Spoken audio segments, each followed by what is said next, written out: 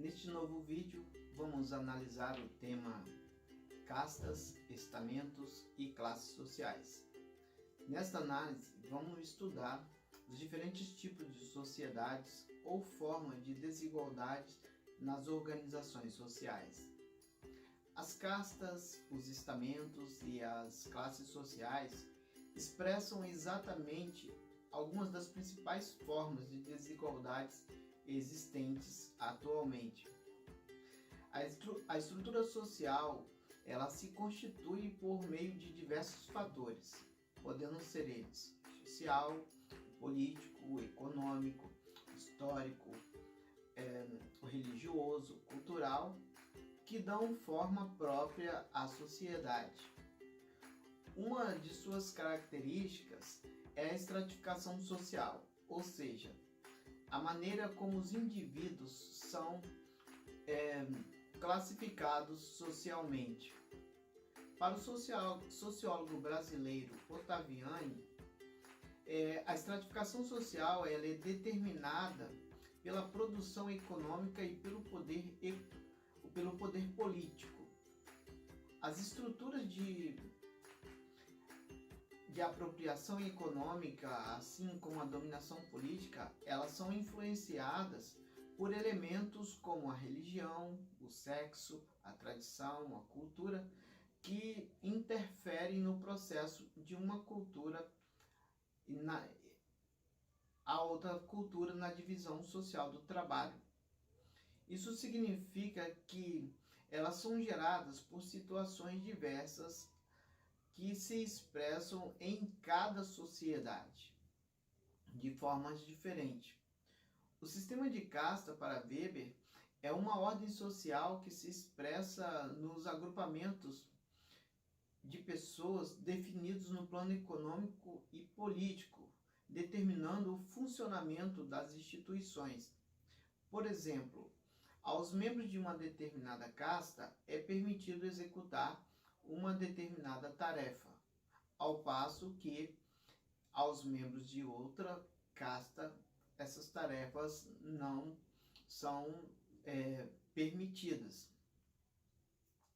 Quando acontece a quebra da tradição ou de valores, isso pode também gerar grandes, médias ou pequenas divisões no interior de uma casta.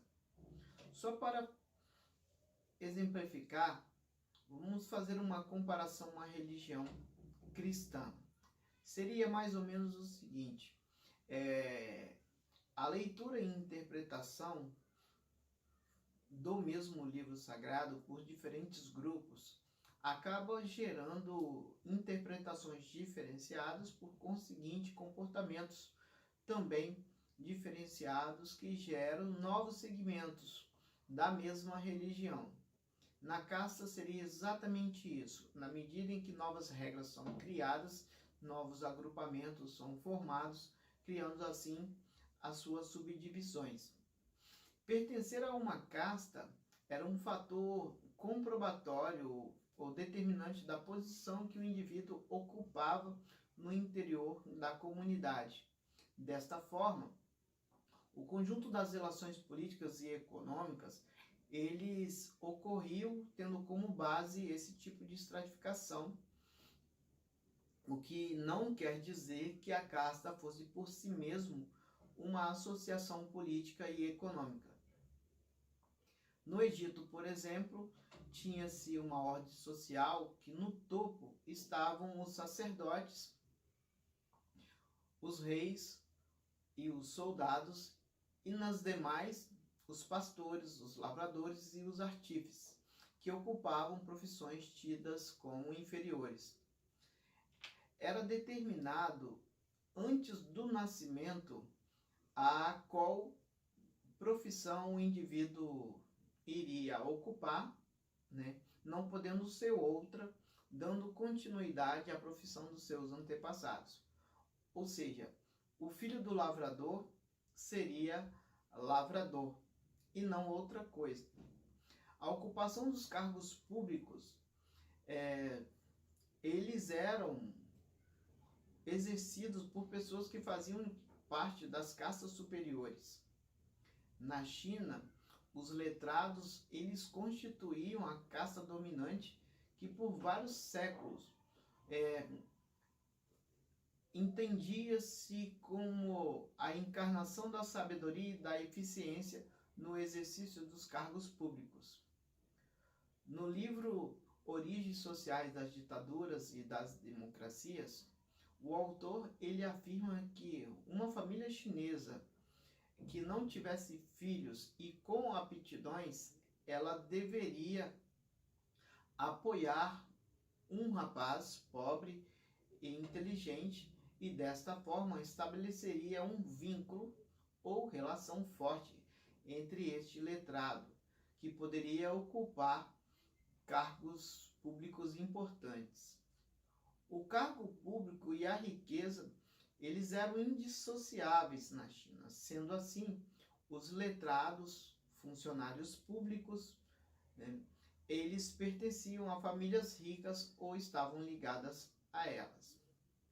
No Brasil, embora não sejamos uma sociedade de castas, somos uma sociedade de classes sociais, é possível notar que os filhos da classe dominantes, eles ocupam os melhores cargos ou as melhores posições no país, seja no âmbito privado, assim como no âmbito público. Na Grécia Antiga, havia outra estrutura que era baseada na hereditariedade, como a caracterização das famílias a partir das profissões. Havia as famílias de médicos, família dos sacerdotes, família de guerreiros, assim por diante. A forma de apropriação de terra se dava baseada num corpo de valores, isto é, das profissões, que legitimava, tornando as terras disponíveis para uns e inacessíveis para outros. O filósofo Heródoto chegou a definir a classificação das terras gregas como terras militares, terras reais e terras sagradas. Já o filósofo Aristóteles dizia que a escravidão, dentro do sistema, ela possuía a natureza de poder observar que o escravo nasceu para ser escravo, assim como o homem nasceu para governar. O que se entende disso é que há no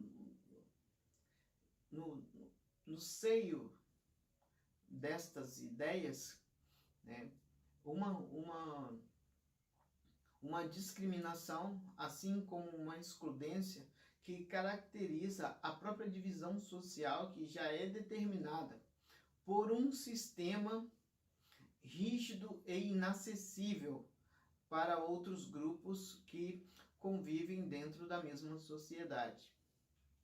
Na Índia, ainda hoje, embora tenha sido abolido constitucionalmente em 1947, o sistema de castas indiano é a forma mais acabada da desigualdade, iniciado há mais de 3.000 anos. A hierarquização, ela baseia-se na hereditariedade, na etnia, na cor, na religião e na profissão. Esses elementos dentro da sociedade indiana, eles definem a distribuição de riqueza e poder naquela sociedade. Existem também, dentro da estrutura de casta indiana, quatro grandes castas, ou que estão também posicionadas de uma forma hierárquica. A casta dos Brahmanes, que representa a classe superior, a classe dominante, que é composta pelos sacerdotes. A casta dos kshatriyas, que é composta por guerreiros e pessoas que trabalham na administração pública. A casta dos vaixyas, composta por artesãos, comerciantes e camponeses, ou seja, pessoas que trabalham com atividades manuais. Os Sudras, que são castas, pessoas que realizam um trabalho considerado como serviço, né? Então, nos trabalhos de mais baixa remuneração. E por fim, existem os Dalits, que são considerados os sem castas ou imundos. Nesta organização, a hierarquização ela é rígida e não permite mobilidade social. Porém, vale ressaltar que esse sistema ele está sendo desintegrado pelo capitalismo e muitas coisas têm mudado. A próxima estrutura social a ser apresentada são as sociedades estamentais, ou sociedade de estamentos. Esse tipo de sociedade é identificada como um conjunto de direitos e deveres, privilégios e obrigações aceitos como naturais e publicamente conhecidos. Numa sociedade estamental, a condição dos indivíduos e dos grupos em relação ao poder e à participação da riqueza não é somente uma questão de fato, mas também é uma questão de direito. Nas sociedades medievais, que são os exemplos mais clássicos de sociedades estamentais, até existia a possibilidade de mobilidade social, mas esta era controlada.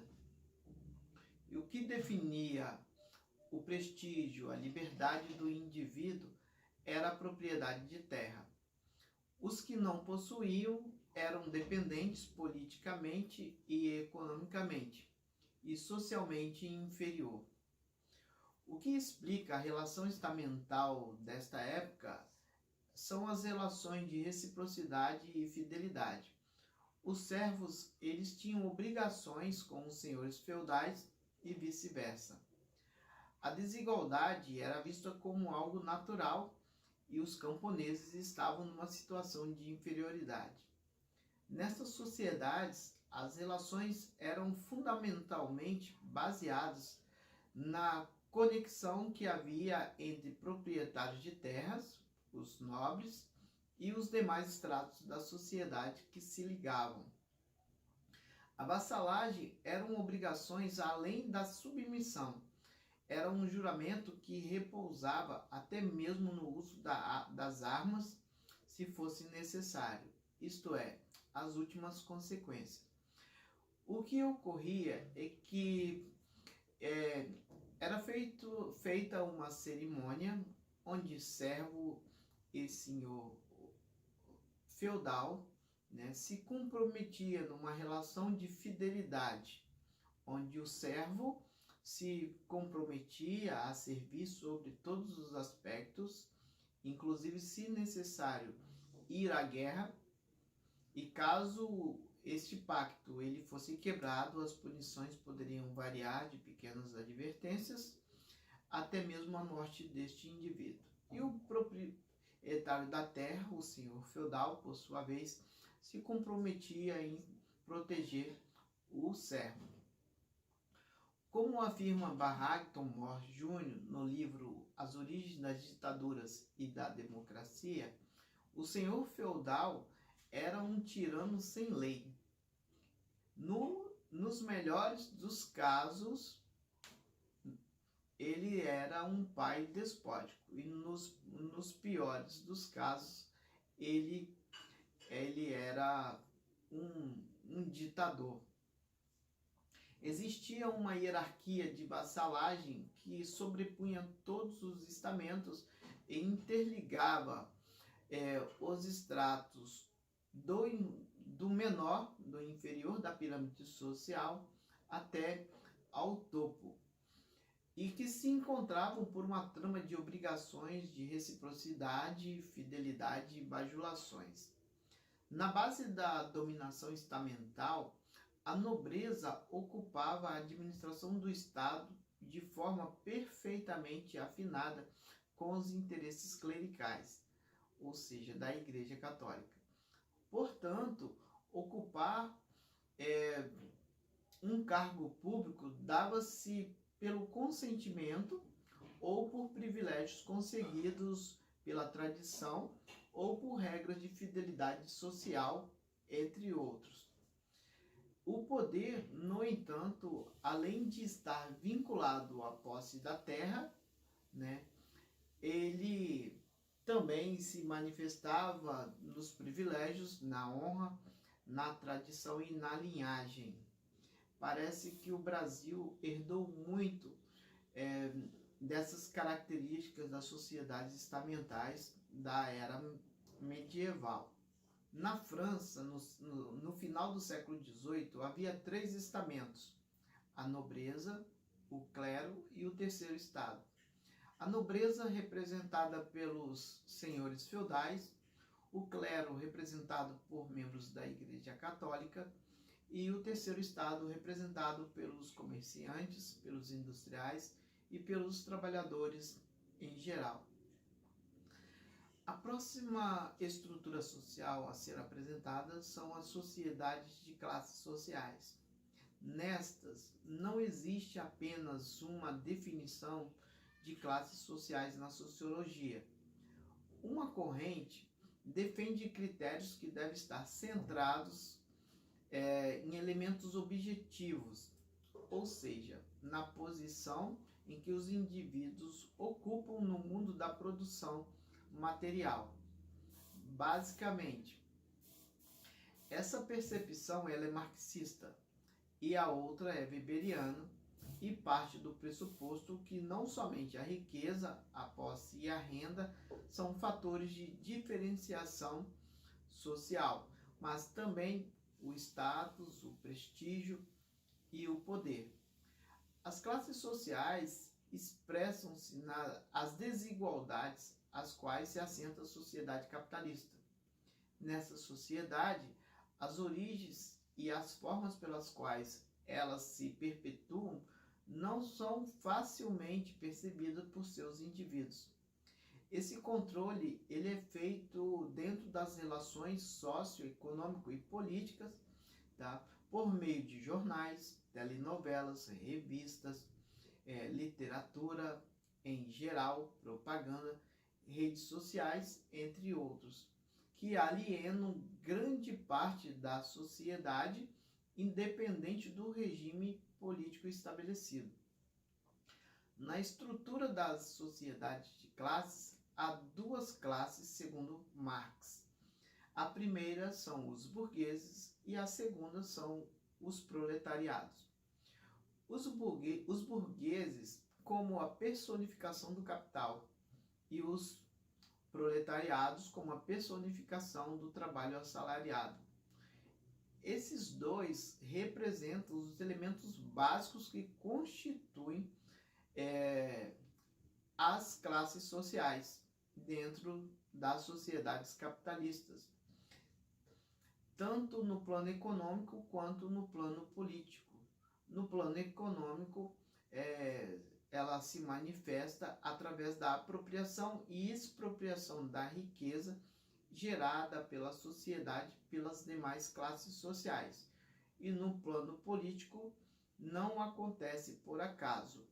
Na medida em que os indivíduos são manipulados ou não participam das decisões políticas dentro da sociedade que pertencem.